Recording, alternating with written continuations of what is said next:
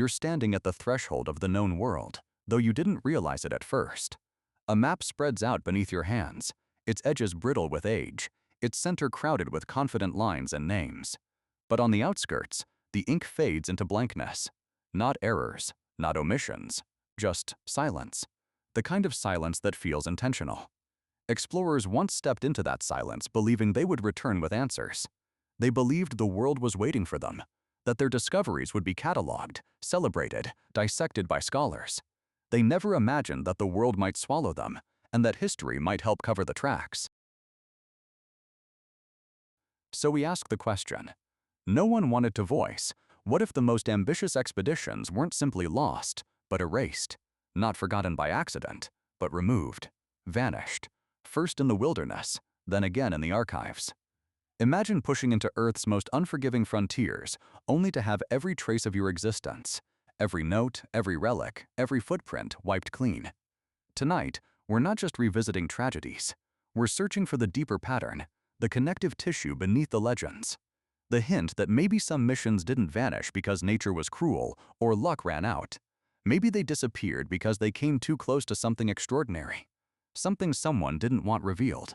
And the deeper we go, the more that possibility stops feeling speculative and starts feeling inevitable. Begin where the jungle breathes like a living organism, the Amazon. A place where greenery grows over itself, layer upon layer, until the sun barely touches the ground. In 1925, explorer Percy Fawcett ventured into that labyrinth chasing a vision he called the Lost City of Z. It wasn't fantasy to him. His letters carried the steady tone of a man who knew what he was following. Ancient stonework buried beneath vines, inscriptions hinting at a civilization older than the surrounding cultures, something that predated known history. Fawcett marched deeper with his son and a trusted companion. Weeks passed, then months. Search parties followed, but the jungle resisted them with a kind of intelligence. Trails warped, landmarks shifted, tribes spoke cautiously. They remembered strangers, 3 men, moving upstream farther than any outsider should. And then nothing. No tools, no journals, no campsites.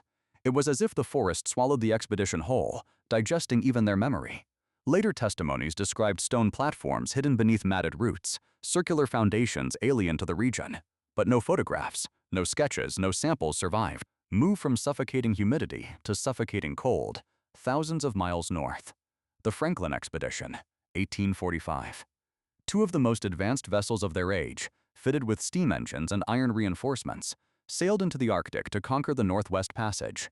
The crew believed they had every advantage.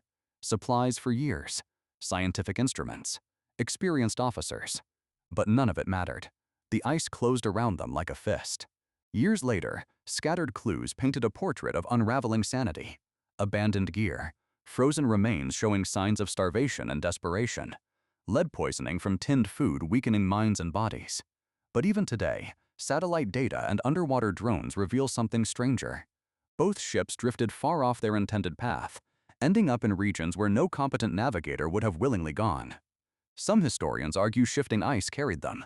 Others insist something forced a change in course. The logs that would have explained it were never found. Then shift to the Himalayas, where the air thins and the wind howls like something alive. 1924. George Mallory and Andrew Irvine attempt Everest's summit long before modern oxygen systems were reliable. Their last sighting came through a break in a storm cloud, 2 figures climbing steadily toward the unknown. After that, silence. Decades of silence. When Mallory's body surfaced in 1999, frozen in time, the details only deepened the mystery. Rope injuries, old-style clothing preserved in ice, no catastrophic fall, his notebook intact, but his camera missing. That camera might have held the first photograph ever taken on the summit.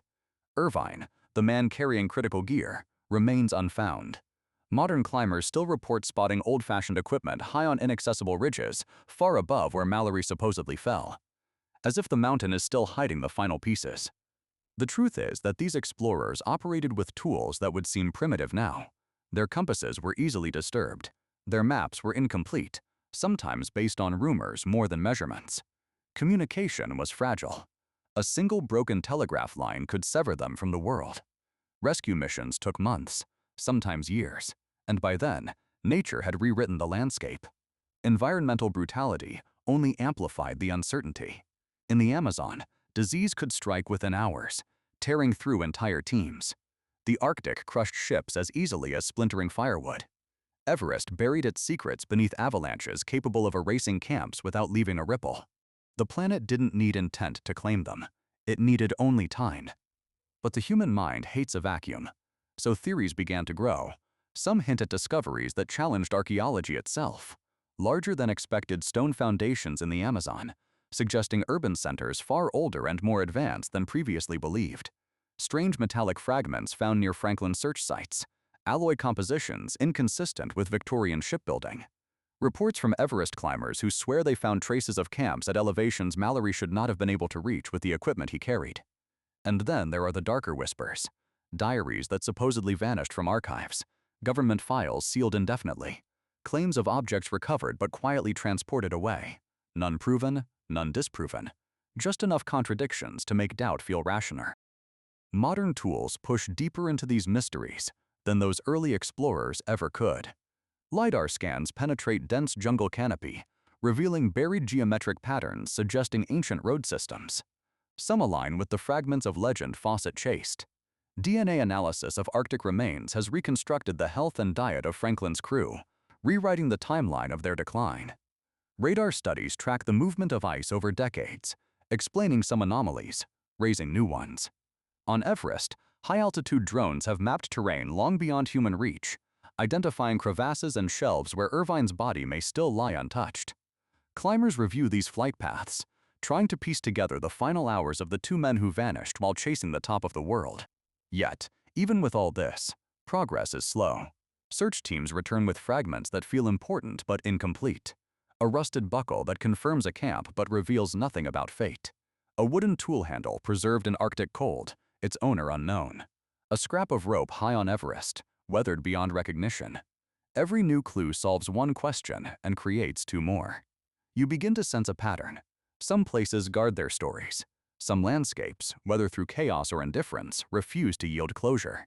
We keep pushing with better equipment, sharper data, clearer imaging. But the Earth is patient. Older than our ambitions, older than our questions. Some secrets stay anchored in silence. And still, these vanished expeditions shaped the explorers who followed. Their tragedies forced new standards in planning. Better maps, better survival gear, better appreciation for environments that tolerate no mistakes. Their disappearance carved warnings into the collective memory of exploration. Their resilience and their flaws reveal something larger about human nature. The drive to push past boundaries, even when logic warns us not to. The belief that discovery is worth the risk. The hope that answers lie just beyond the next ridge, river, or horizon.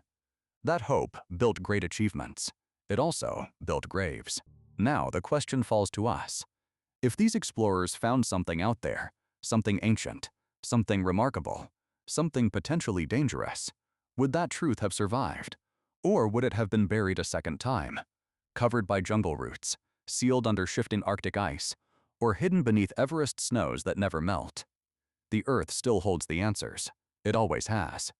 The only uncertainty is whether we're ready to face what those forgotten expeditions may have uncovered, and why their stories were silenced in the first place.